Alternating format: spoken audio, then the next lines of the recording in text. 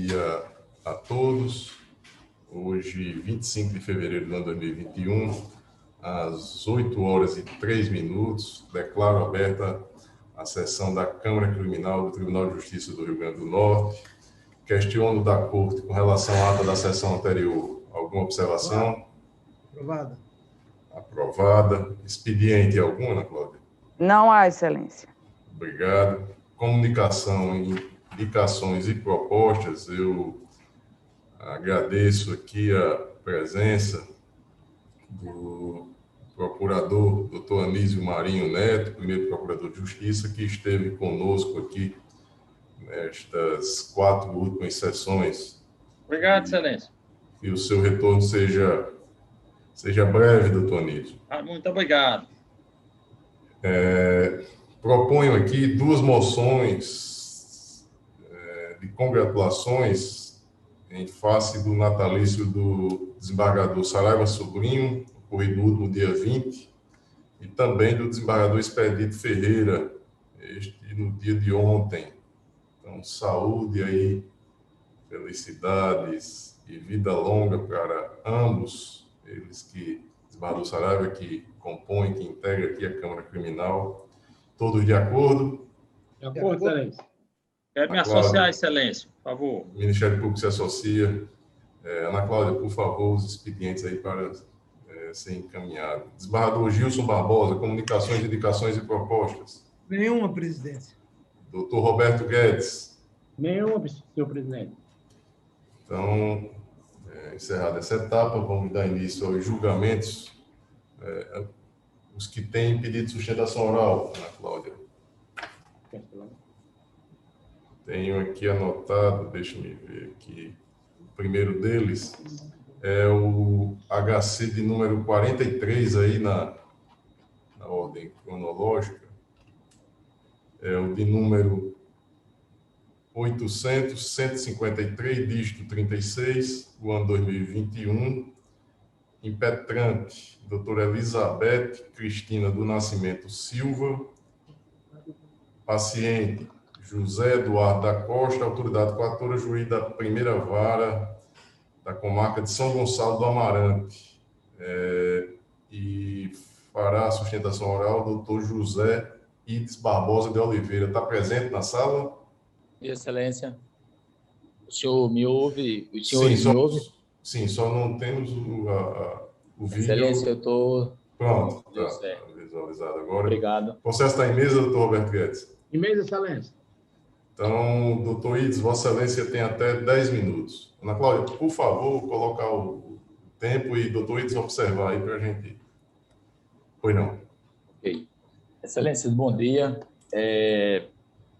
Bom dia para doutor Glauber Rego, para doutor Gilson Barbosa, doutor Roberto Guedes e para o procurador, o doutor Anísio Marinho. Excelência, o que traz essa defesa perante esta Câmara Criminal diante dessa situação é o seguinte.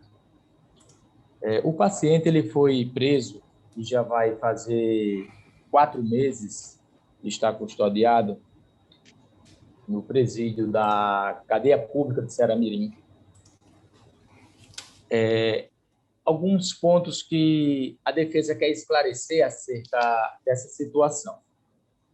Quando o relato dos policiais que fizeram a apreensão tanto do material como também a prisão do paciente, ela ficou um pouco obscura, sem os detalhes pertinentes de clareza do que de fato houve, o local exato que se deu essa prisão e, consequentemente, essa apreensão, esse modus operandi. Tudo bem que isso será discutido, logicamente, no momento instrutório, isso é fato. Os procedimentos daí para frente, depois dessa prisão, eles ficaram ainda mais complexos e obscuros, no sentido de que, depois de mais de 2 horas dessa prisão, o paciente passou mal, conduzido para um pronto-socorro. Na hora de fazer a narrativa do ADPF, Isso ficou ainda mais controverso, porque eles disseram que foi numa unidade hospitalar, os laudos mostram que foi em outra unidade hospitalar. Tudo isso foi questionado, tanto para o juiz de primeiro grau como perante Vossas Excelências. E o que ocorre? A defesa, vendo a situação, essa situação fática, podemos dizer assim, nós observamos que há alguns pontos que precisam ser esclarecidos, e, mais uma vez, posteriormente será esclarecido, espera-se assim, da possibilidade até de uma desclassificação dessa acusação, de um tráfico, caput do 33, que é o que consta na denúncia, para até um 28, quiçá. Dentro desse contexto, veja que é tão controvertido o ADPF que o réu, o acusado, na hora do ADPF lá, disse que tinha 6 filhos. Na verdade, só existe 2 filhos, um de 8 meses e um de menos de 8 anos. É primário, goza de bons antecedentes. Eu vou antecipar, Excelências, aqui o seguinte perante Vossas Excelências. Se seria interessante haver até um julgamento agora do caso. Por quê? Porque se ele pegasse uma pena, já que conta com menos de 19 anos, e aí tem um atenuante, pegasse uma pena mínima, ele não ficaria no regime fechado. E a defesa se posiciona nesse ponto pela desproporcionalidade. Digamos que tudo que está narrado pelas autoridades policiais, tudo que foi narrado pela denúncia, se concretize na instrução, ele ficará no regime semiaberto. Excelência, eu pontuo para Vossas Excelências aqui algo assim extremamente difícil da advocacia criminal, quando nós observamos no dia a dia que há uma antecipação da pena privativa de liberdade em casos desproporcionais. E, nesse caso, Vossa Excelência, eu quero trazer para a reflexão dos senhores a questão da família. Famílias pobres, famílias que têm que sair de Natal para Ceará-Mirim, em dias específicos, para deixar produtos de higiene, produto de limpeza, para tentar deixar um remédio para essas pessoas. Lá conta com um contingente também pequeno de policiais penais que não consegue dar conta de tudo isso.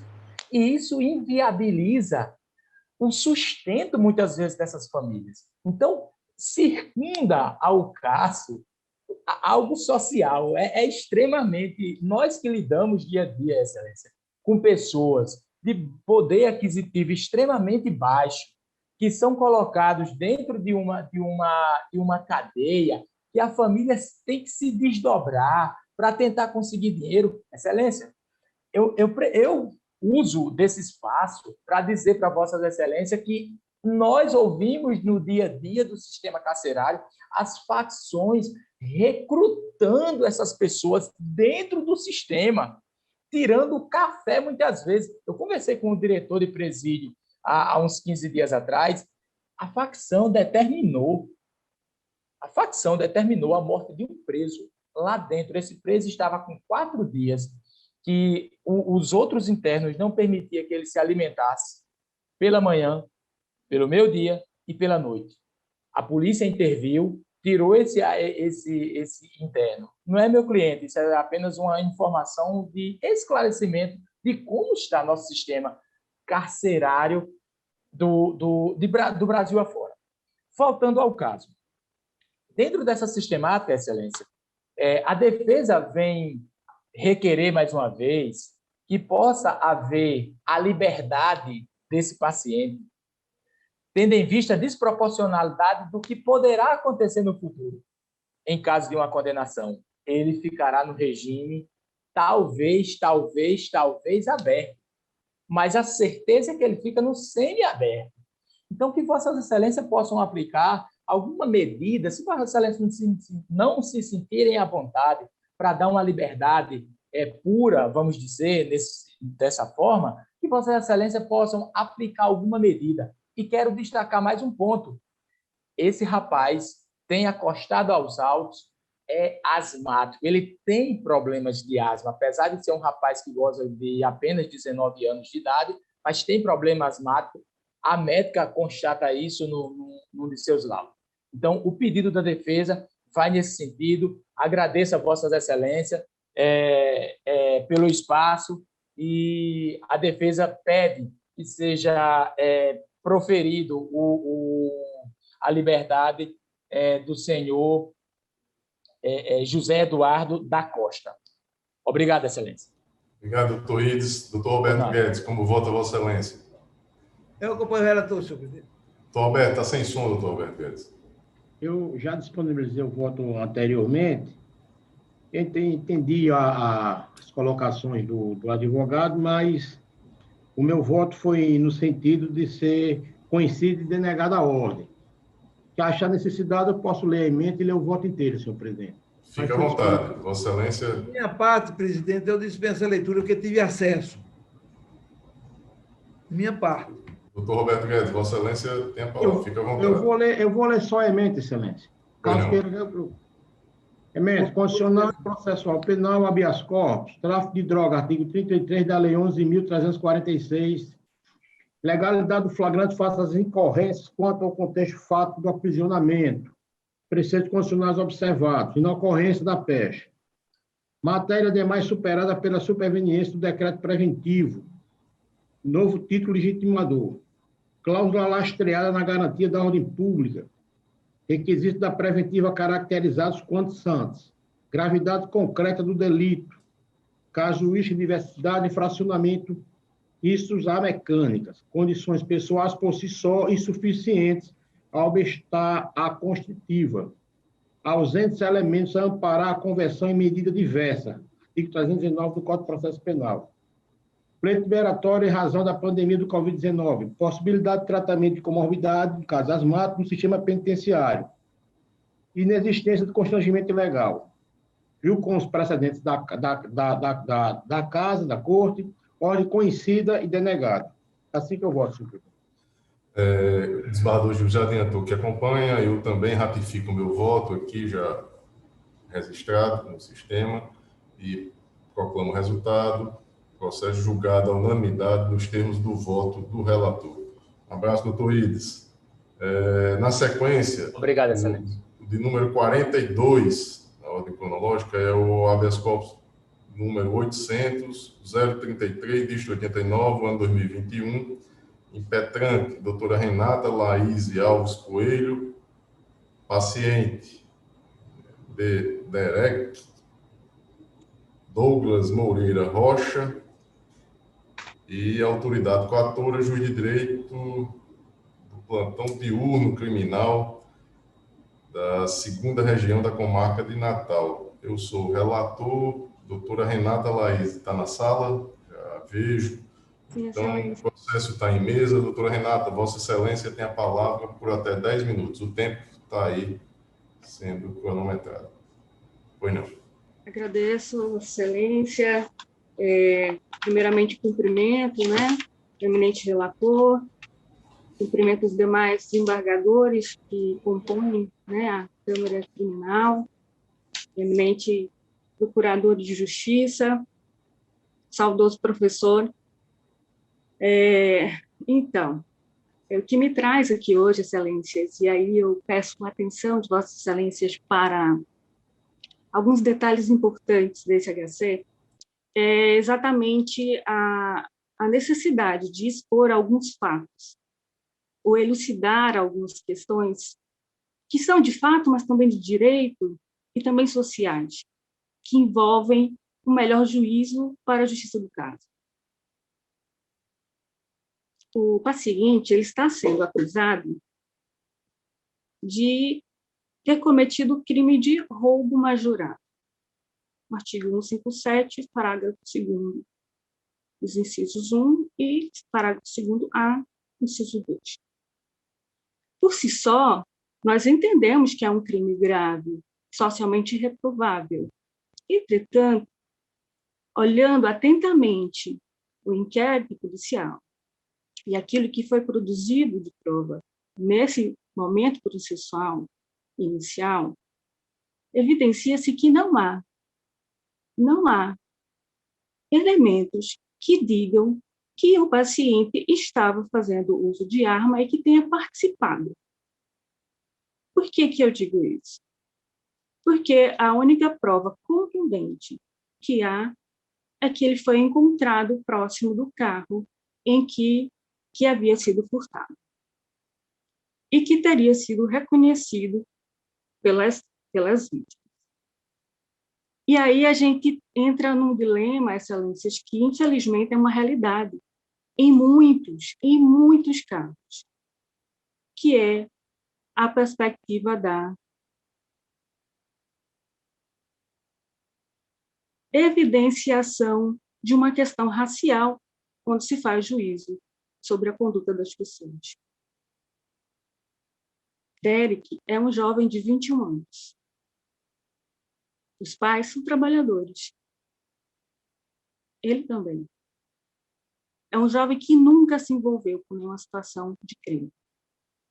Derek é um rapaz afetuoso, é um rapaz responsável, é um rapaz que é tido pela sua comunidade, uma comunidade carente lá em Santos Reis, nas Rocas, mas que, segundo a gente já juntou nos autos, teve várias declarações de vizinhos que demonstram que seu comportamento sempre foi um comportamento de uma pessoa prestativa, atenta aos seus deveres sociais. E aí, naturalmente, todas essas questões processuais relativas à acusação serão melhor instruídas no processo, porque o devido processo legal serve a isso, para que o contraditório e a ampla defesa se exerça completamente. Mas, nesse momento processual, o que nós estamos colocando é a desproporcionalidade de se manter preso um indivíduo que não tem antecedentes criminais, um indivíduo que tem residência fixa, que se demonstrou por várias declarações de parentes e vizinhos que é uma pessoa que não tem o hábito de cometer crimes, nem estar em brigas, nem ilícitos, é uma pessoa calma, tranquila, pacata,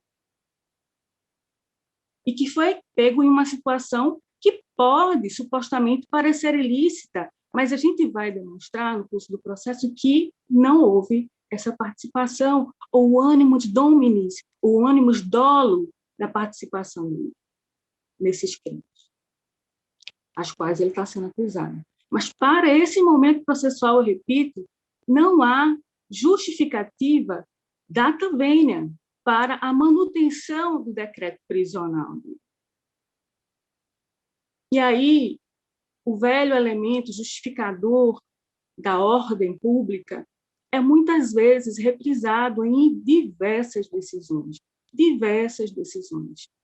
E aí eu peço vênia para Vossas Excelências para trazer uma discussão que a gente há muito deveria tratar também no judiciário, que é o racismo estrutural, que é a perspectiva de a gente condenar corpos pretos, periféricos, como sendo já culpados, antes mesmo de lhes dar o direito de defesa. E isso é algo que realmente precisa mudar. Nós não podemos, não devemos nos limitar a simplesmente dizer que estamos garantindo a ordem pública, mantendo em prisão alguém que sequer teve o direito de se defender no processo, que ainda está esperando marcação de audiência, que está sob custódia por quase 60 dias, sem que nunca tenha sido envolvido com nada criminoso. E o que me chama a atenção, e é por isso que a gente ingressou com habeas corpus, é que a motivação da decisão do decreto prisional, da conversão da prisão em flagrante em prisão preventiva, é que ele, especialmente, eu peço a atenção de Vossas Excelências para verem a decisão, no juízo ele diz que há o risco do cometimento de novas infrações e, por isso, a garantia da ordem pública, especialmente porque já foi pego, já respondeu a processos, fazendo referência a uma outra pessoa e não ao paciente.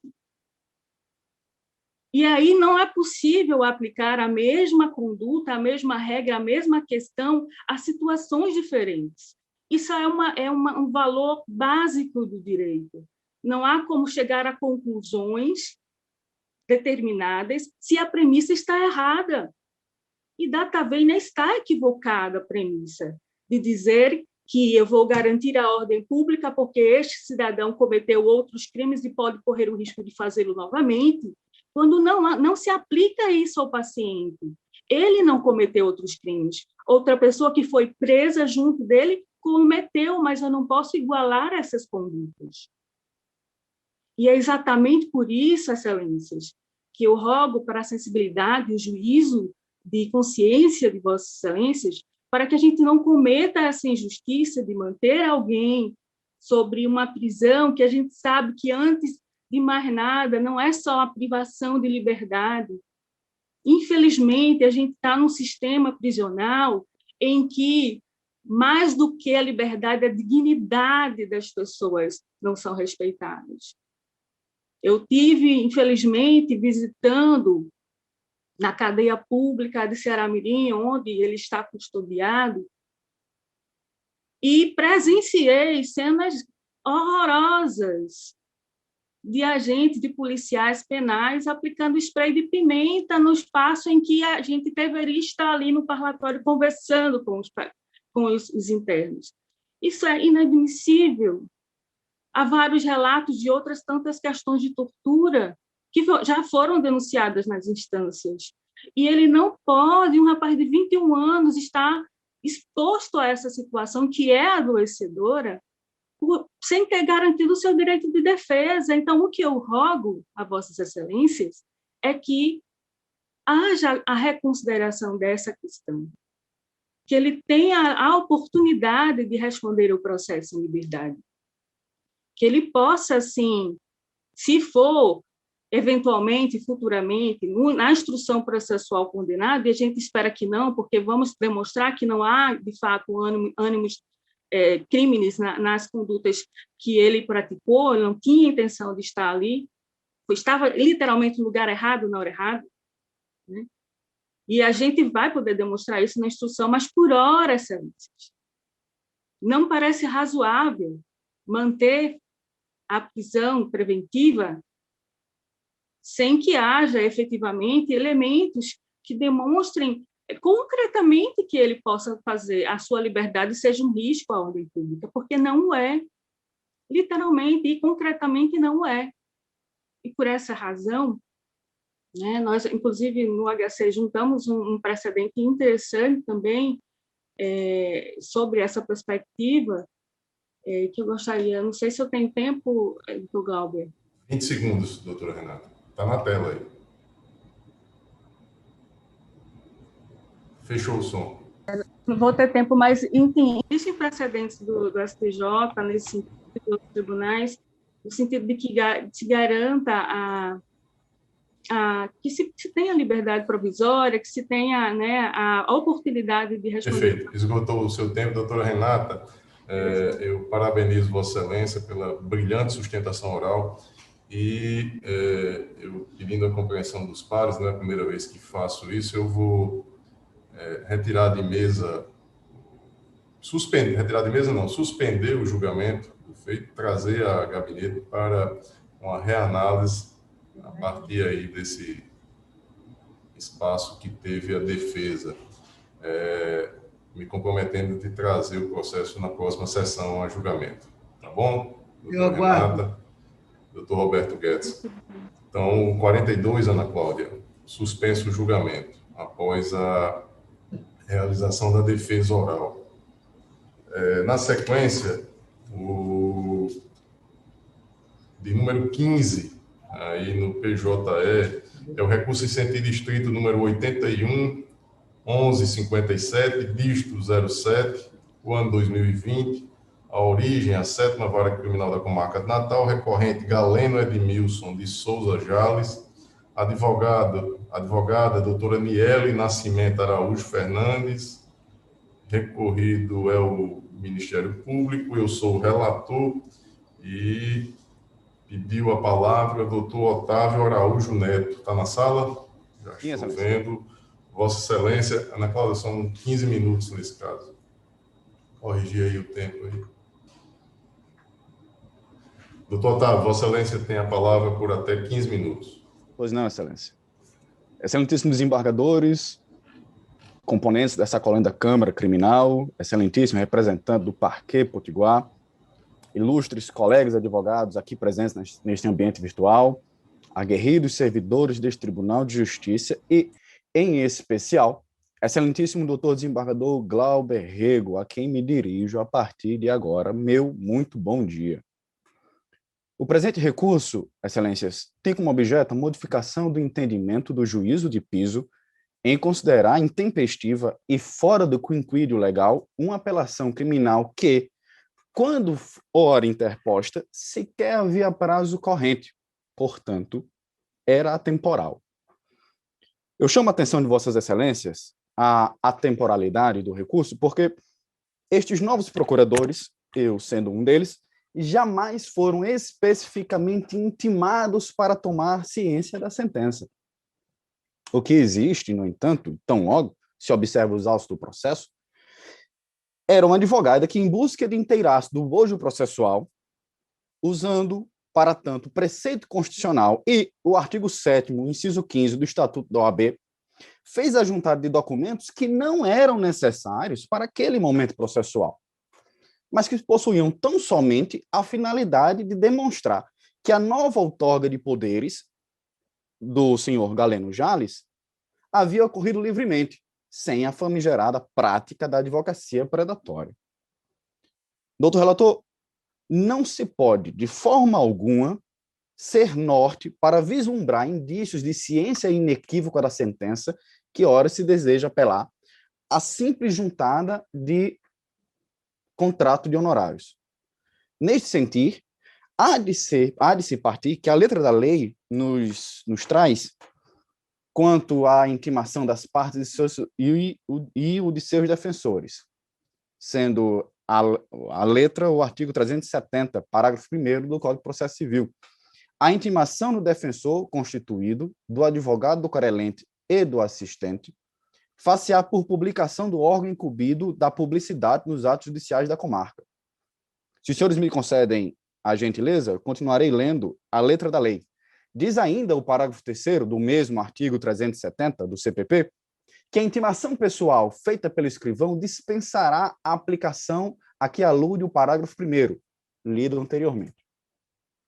Ora, não se observa no Código Processual Penal regra que suscite a intimação do defensor constituído quando dá carga dos autos. Ainda assim, no plano das ideias, mesmo que considerássemos a possibilidade da mera carga dos autos ensejar a intimação pessoal, este ato deveria ter sido registrado por quem de direito dentro do serventorismo público daquela vara.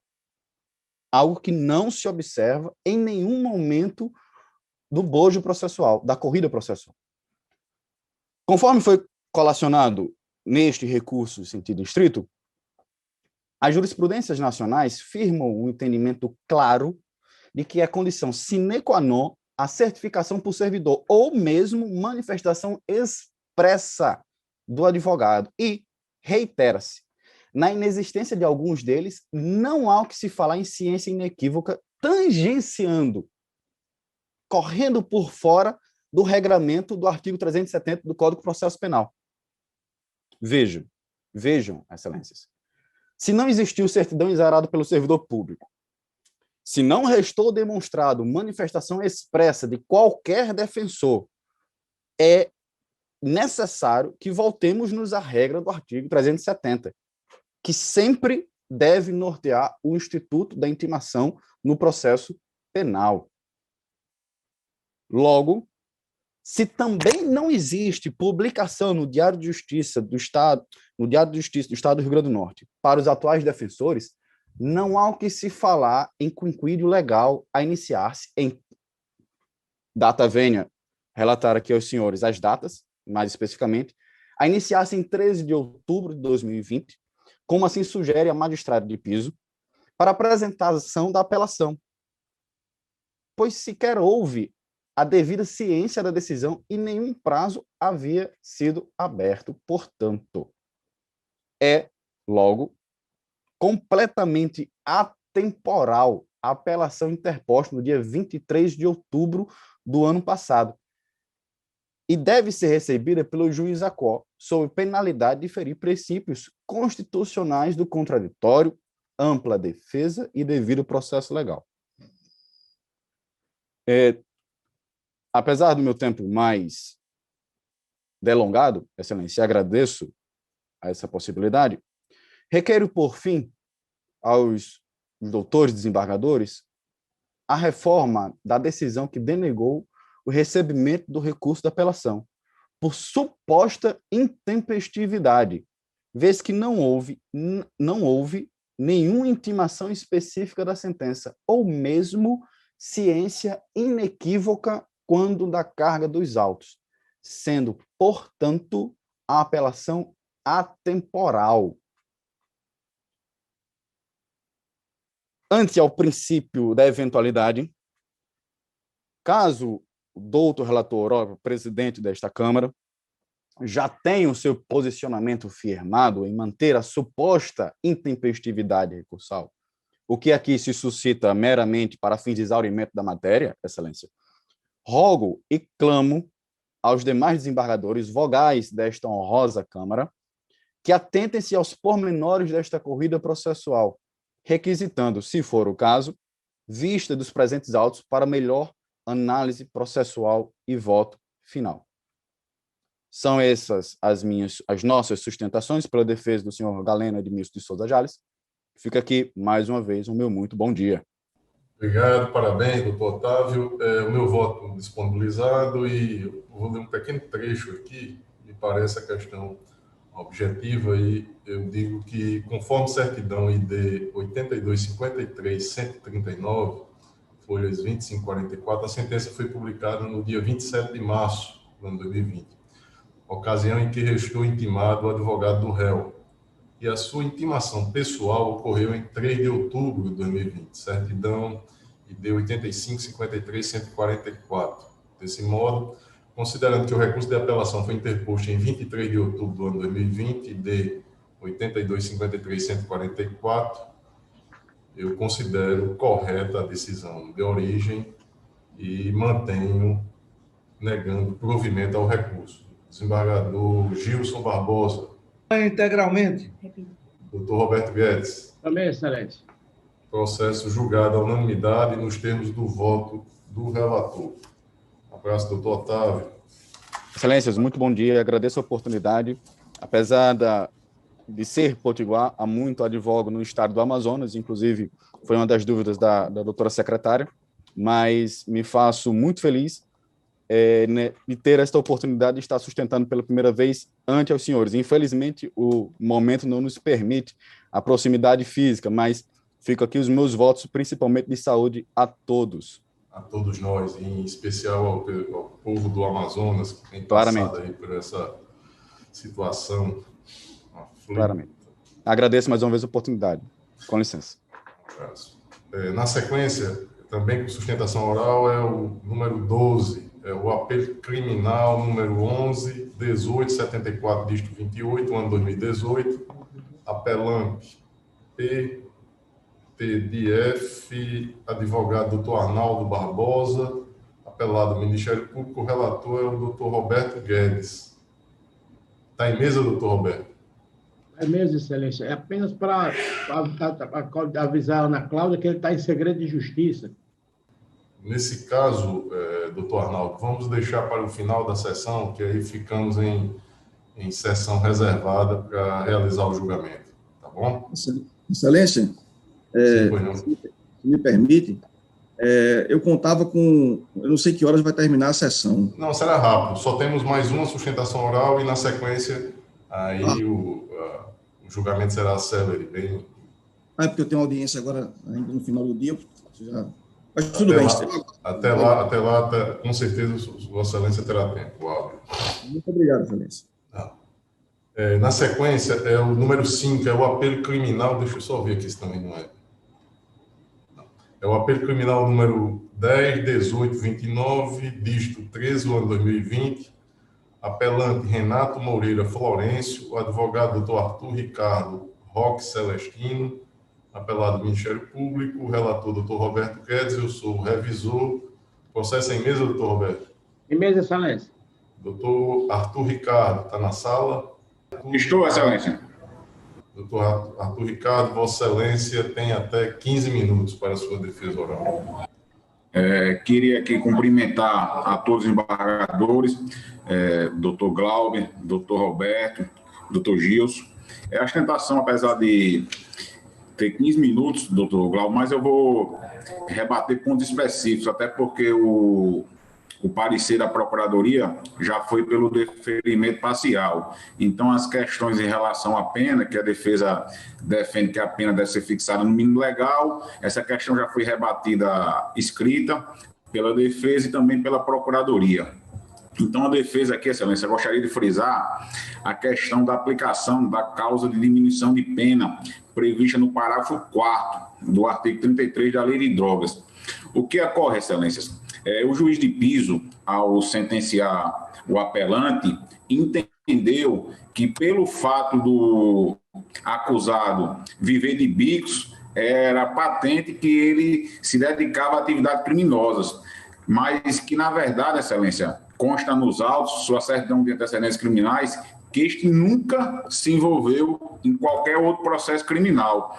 Então, assim, ele preenche todos os requisitos para que seja aplicada a causa de diminuição de pena, né? Ele não integra nenhum tipo de organização criminosa, é réu primário, a quantidade de droga foi ínfima, então, assim, não existe nenhum motivo plausível para que não tivesse sido aplicado. Então, essa questão é uma questão divergente, é a questão que a Procuradoria opinou por não aplicar. No entanto, Vossa Excelência, eu trago aqui um acordo na apelação criminal 2019-002141, ora o apelante William Gonçalves, coincidentemente de relatoria do desembargador Saraiva, onde o apelante, naquela situação, encontrava em situação mais, poderia dizer assim, uma situação maléfica, bem pior do que a do apelante aqui. Naquela oportunidade, o réu foi preso com 433 gramas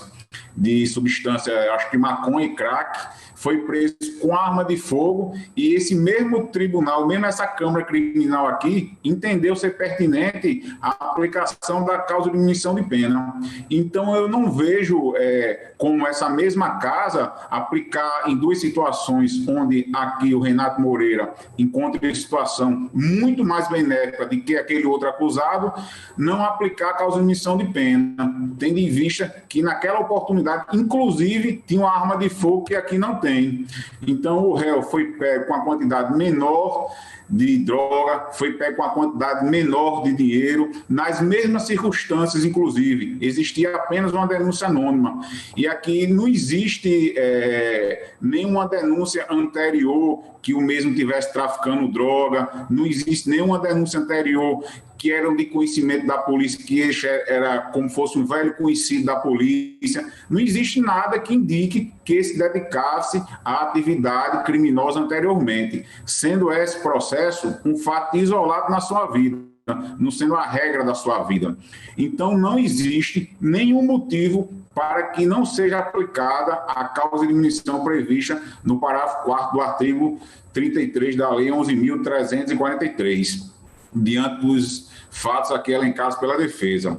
E outro ponto, excelências, o que a defesa gostaria de frisar é que o juiz lá da primeira vara de Parnamirim vem aplicando aleatoriamente a todos os casos lá a questão da calamidade, né, prevista no artigo 61 do Código Penal, acho que na linha J do inciso 2. Com todo crime cometido na pandemia, ele agrava a pena, mas não tem nada a ver, não existe nexo de causalidade entre o crime e a pandemia. Eu acho que esse agravante da calamidade é mais naqueles casos onde existem catástrofes naturais, onde a pessoa se aproveita da situação para cometer o crime, e não nesses casos, como bem levantou o Ministério Público através da Procuradoria, o crime aconteceria de todas as formas, independente de estar ou não em calamidade. Inclusive, agora, o que a gente mais vê é o reforço policial nas ruas. Eu acho que até dificulta, porque depois da pandemia há uma questão bem maior voltada à segurança pública, né? Onde as pessoas evitam a aglomeração. Então, assim, há uma questão onde se há uma maior vigilância, né? Então, não pode, de forma alguma, sair assim, alegando isso e agravando a pena das pessoas que cometem crime que não tem nada a ver com a questão de calamidade, né? Então, assim, ausente aí, como disse a Procuradoria, no seu parecer, ausente circunstâncias judiciais desfavoráveis, né, previstas no artigo 59, a pena deve ficar no ilegal, afastada a questão do crime pela calamidade e respeitando o artigo 33, né, a linha B do Código Penal, que a pena, consequentemente, é inferior a 8 anos, né? Não existe motivo algum do réu ser condenado em regime fechado, né? Réu primário, pouca idade, salvo me engano, 21 ou 22 anos, trabalha, pai de família, não existe motivo que justifique cumprimento da sua pena inicialmente em regime fechado. Então, Vossa Excelência, a defesa apenas indicar esses pontos aqui, para também não tomar muito tempo, porque as demais questões já estão bastante elencadas lá no recurso de apelação. Então, a defesa pleiteia aqui pelo acolhimento do recurso de apelação e ao final, reforma da sentença do juiz de piso. Assim requer a defesa. Senhor presidente. Parabéns, doutor Arthur. Eu passo a palavra ao relator, doutor Roberto Guedes. Como vota Vossa Excelência, doutor Roberto? Senhor presidente, após aqui a sustentação oral, eu vou fazer igual ao senhor, eu vou suspender o julgamento da apelação criminal, trazendo na próxima sessão. Perfeito. Após qualquer resultado parcial, após a defesa oral realizada, o relator suspendeu o julgamento, comprometendo-se a trazer o processo em mesa na próxima sessão. Não há mais nenhum pedido de sustentação oral. Aqui nós temos no PJE, são 66 processos. Eu peço a Ana Cláudia para ela disponibilizar.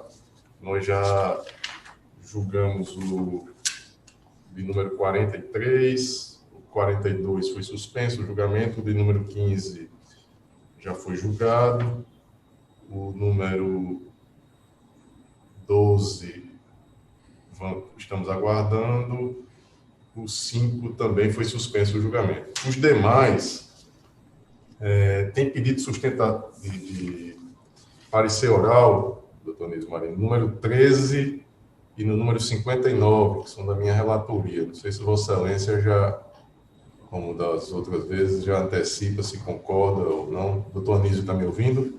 Sim, Excelência, eu tomei conhecimento, eu vi os votos anteriormente, foram disponibilizados, e eu opino pelo acolhimento.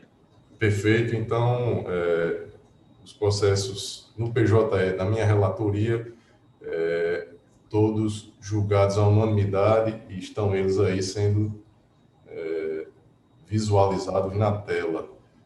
Algum destaque, doutor Roberto Guedes, desembargador Gilson? Nenhum destaque, nenhuma divergência, nenhuma observação, Excelência. Também. Perfeito. Doutor Roberto Guedes, nos processos da relatoria de Vossa Excelência, tem alguma necessidade de parecer oral? Não, Excelência. Não? Então, a votação está consolidada, eu ratifico o meu voto, o desembargador Gilson também? Também, desembargador Gilson, ratifico o voto já registrado, é isso? Então, como resultado, os da relatoria no PJE do doutor Roberto Guedes, à exceção do número 12, que ainda vamos julgar no final desta sessão, julgados à unanimidade nos termos do voto do relator. Desembargador Gilson, na relatoria de Vossa Excelência, alguma necessidade, algum processo com necessidade de parecer oral? Nenhum. Eu acompanho, eu confirmo meu voto, registrado no sistema, doutor, sem nenhum destaque. Doutor Roberto Guedes, algum destaque? Confirmo também, sem nenhum destaque, nenhuma divergência, Excelência. Então, todos julgados à unanimidade nos termos do voto do relator. Então, julgamos aí todos do PJE, exceção daqueles dois que o julgamento foi suspenso, e o de número 12, que ficará para o final da sessão. Os processos físicos no SAG, temos aqui na relatoria do desembargador Gilson Barbosa. São 3 embargos, não é isso, desembargador Gilson? Eu já antecipo que concordo com Vossa Excelência, são 6 processos, Vossa Excelência... Presidente? Sim, pois não. O de número 11, 12 e 13, sim. Eu quero retirar de pauta. Retirados de... 11, de pauta, 12... pauta ou de mesa, desembargador Gilson? Está com o revisor, desembargador Saraiva. É porque o número 11, o 12 e o 13, sim. Que consta como o revisor desembargador Saraiva, vai ser retirado de pauta porque é processo físico, mas desde já eu digo que vou adotar o relatório. Perfeito. Então, retirados de pauta o 11, o 12 e o 13. Da mesma maneira, senhor presidente, eu solicito o número do 4 ao 9 da relatoria. Retirado de pauta, não é isso? Retirado de pauta para poder ser incluído novamente. Perfeito. Então, desembargador Gilson, restam aí os 3 embargos. Exato. O 1 e o 2 e o 3 da pauta. Vossa Excelência, se quiser fazer algum destaque, não tem. Eu acompanho Vossa Excelência nos 3. O voto foi disponibilizado, doutor Roberto Guedes. Também, Excelência, não destaque, não divergência. Então, julgados à unanimidade nos termos do voto do relator. Eu tenho apenas... Deixa eu me ver aqui. Apenas um processo, é o de número 10. Isso. E eu questiono se tem algum destaque. Não, Excelência, já tive disponível, já acompanho Vossa Excelência. Então, processos já identificados aí na tela, não é isso, Ana Cláudia? Julgados à unanimidade nos termos do voto do relator, à exceção daqueles que foram retirados de pauta, obviamente. Então, retornamos agora. Eu questiono se tem algum outro processo em mesa que independa de pauta, extra-pauta, que não tenha sido apregoado. Não há? Não. Então, vamos julgar o que resta, que é o número 12. Ana Cláudia, aí ficamos em sessão reservada, não mais sendo transmitida pelo YouTube, em razão da matéria tratada no processo, e matéria que requer sigilo. Ana Cláudia, vamos retomar a sessão no YouTube, tão somente para fazer o encerramento da sessão. Às 9h12, eu declaro encerrada a presente sessão.